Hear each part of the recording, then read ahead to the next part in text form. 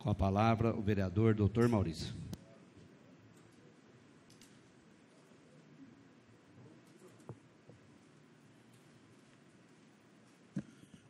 Boa tarde, senhor presidente, todos os demais colegas vereadores.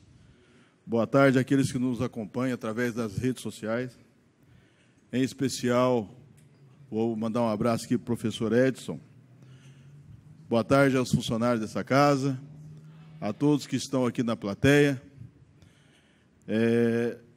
Eu gostaria, inicialmente, de cumprimentar o Roberto Andac, que fez uso da palavra aqui, falando de alimentos e medicamentos vencidos. Dizer também que esse é o governador que nós tínhamos, né? E agora o seu sucessor. É um exemplo para não ser reconduzido. Também o senhor Cirlau, falando das leis, o legislativo, senhor Cirlau, ele faz as leis. O cumprimento dela, muitas vezes, são das pessoas ou daqueles que elas são direcionadas. E tem como fazer ser cumpridas as leis, sim. Tem os mecanismos. Ao elaborar a lei, tem a forma dela ser cumprida. Senhor presidente, eu gostaria de falar aqui que no dia 12 agora de abril, eu estive, viu, professor Vitor, na escola Washington Luiz, às 19h30, onde houve uma reunião com a dirigente regional, a senhora Marcela, regional de Ribeirão, salvo engano. E lá foram discutidos em relação à resolução 2, que ela prevê uma quantidade de alunos por sala de aula. E, se for mantido dessa forma, já deve ter, acredito, uma definição do governo do Estado, obviamente que ela está tentando segurar, segundo o que me foi falado, que tem um número mínimo de aula. No início do ano, eles assinaram essa resolução, aceitaram. Uma quantidade de 40 alunos por sala, se eu não estiver enganado. Mas a tolerância é de 30. E existem 3 salas que têm 10 alunos somente. E existe a possibilidade de fecharem essas salas. Em se fechando essas salas, o prejuízo é muito grande, porque, na verdade, os professores não concursados poderão ser demitidos ou eles tomarem posse através de um sistema em Ribeirão, atribuição, que também é meio difícil. Existem, pelo que me foi falado lá, que se isso acontecer, são 3 terceiros anos, 3 salas. Na verdade, aí se fecharem, vão ser 6 professores, que, na verdade, eles não são concursados. Poderão, inclusive, perderem os seus empregos. Isso é muito preocupante, de nós termos uma pessoa que estudou, se capacitou para estar ensinando, ele perdeu o emprego. Isso é lamentável. Isso é uma política do governo do Estado, infelizmente.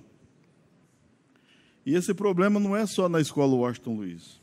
Existem problemas de 2 salas no Portinari e no Antônio Augusto uma sala. Mas essas 2 escolas que eu falei agora, elas têm umas outras salas que têm bastante alunos. Então, acredito que lá não vai ter tanto problema. E a questão que a senhora Marcela colocou é que os professores, na verdade, eles têm que ir à caça dos alunos, porque quando estava na pandemia, era tranquilo levar essa situação. E sabendo que alguns professores foram e estão encampados em fazer esse trabalho, os alunos que eles vão atrás, 16, 17 anos, 15, 16, eles têm que trabalhar. Eles têm que ajudar no sustento das famílias. E qual foi o problema? O horário da escola, das 14h15 às 21h15. Sendo certo que esse horário atrapalha qualquer colocação no mercado de trabalho. Uma outra questão muito importante foi tratado lá, é a questão do transporte. Porque os alunos saem às 21h15, ou um pouquinho mais, e o transporte não tem. Nós sabemos que aqueles alunos que moram a uma distância de 2 quilômetros da escola têm o direito do transporte. E isso ficou acertado que ela vai regularizar. Eu acho que tem um convênio com o Estado, com o município, e acredito que isso aí vai ser colocado em prática. Uma outra questão que eu acho muito importante, dentro desse mesmo critério.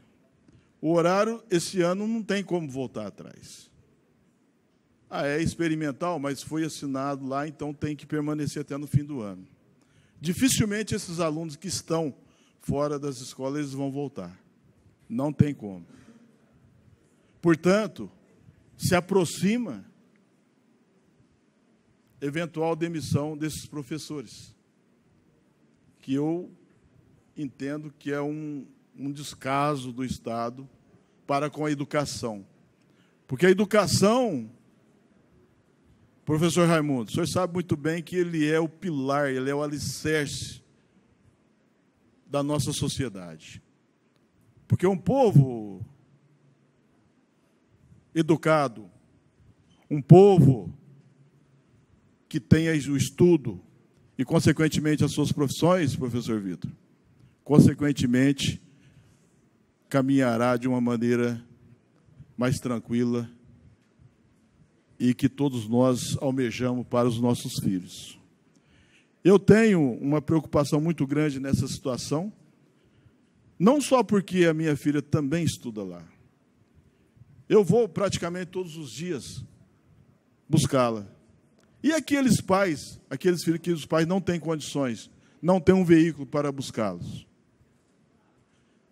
Uma outra questão, até eu já pedi para a administração, e agora, se o prefeito estiver nos ouvindo, o Silvio, o Zé Mário, a questão da iluminação lá, professor Vitor. Precária, está no escuro. Eu fico lá dentro do carro esperando a minha filha, eu corro risco de ser assaltado ali. Não tem iluminação, está escuro, e está saindo adolescente. E muitas vezes tendo que ir embora sozinho. Uns moram no bairro 301, Joaquim Marinheiro, no Matadouro. São pessoas nutridas de necessidades. E o transporte é o mínimo que a diretora regional tem que fazer. Aliás, nem precisava dessa reunião. Quando começou esse horário, já devia ter tido transporte.